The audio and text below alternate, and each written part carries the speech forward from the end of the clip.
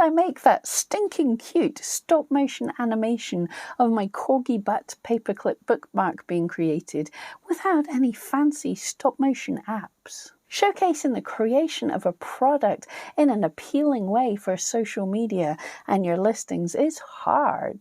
Especially something that takes time to create, like needle felting, which takes hours. I had an idea that stop motion would be a really cute way to show this. But I had no real skills to do this and no stop motion software. So I'm going to show you today how to easily make one of these really cute videos that not only showcases your item in a cute way, but also shows that they're handmade without having to put your face on the camera. What are some of the issues that I had to deal with, that I had to think about before creating this? Well, first of all, as I said, needle felting takes a really long time. So it's going to be difficult not to trip over my camera and move its position, or the lighting change as the sun goes down, as it takes me all day to create something.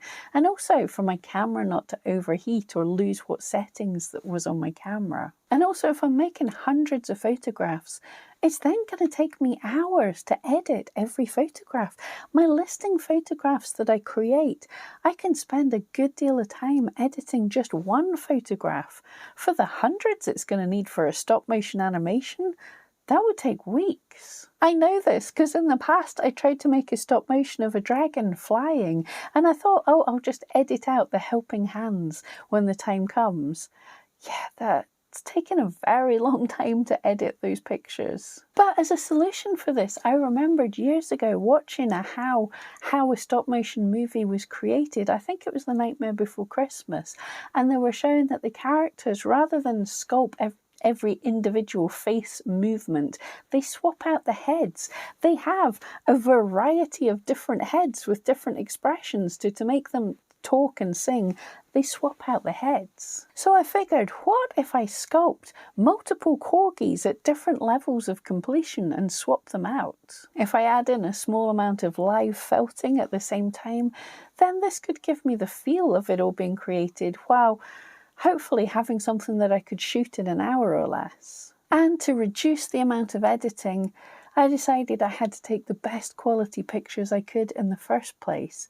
Any photograph is still going to need some editing, so I've got some more shortcuts. But as you can see, I set up a scene, made sure it was as well lit as I wanted it to be, and made sure that my camera settings were dialed in. Now, I don't have an amazingly fancy camera, and you can dial in settings, you can fix your settings even on your phone if you use a photography app or the Pro setting on your phone app. Because if you don't, if you just take regular pictures, then every time something moves across the screen, your camera might change the exposure and your light settings will be all over the place. So I had in my mind how the process was going to work, and I started doing a little bit of live felting and swapping in and out of those bodies and taking a lot of photographs. And now for the editing, you can use any video editing software that allows you two things. One, to be able to do some basic color correction, make sure the lighting's okay. I think most video software should allow you to do this. And the second one, you need to be able to change the speed of the video. So to take away the need to edit every single photograph individually, I imported them all in one shot into my video editor and created them all into one video. I'm using Premiere Elements because it's the software that I'm most used to, but most editors should have the abilities you need here. So I made sure that all my photographs were in the correct order. I can just scrub the playhead over here and have a look and make sure they're in the right order. Obviously, it's very slow. This doesn't look good so far. All I want to do at this first stage is just to save all these images strung together as a video. I call this a bounce. It's the first step.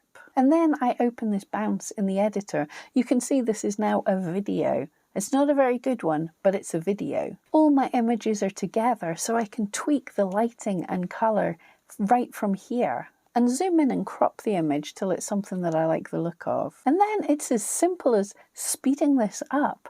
I put it up to about 4,000% speed, speeded it up by about 4,000%, and you have a little video. As a little bonus extra, I added a PNG file that I found of a little vignette which darkens the edges and gives it a little more oldie worldy look. And that's it done. It's actually easier than I thought, if I do say so myself. I would love to see your items brought to life with stop motion animation. If you try my method, please share your video with me.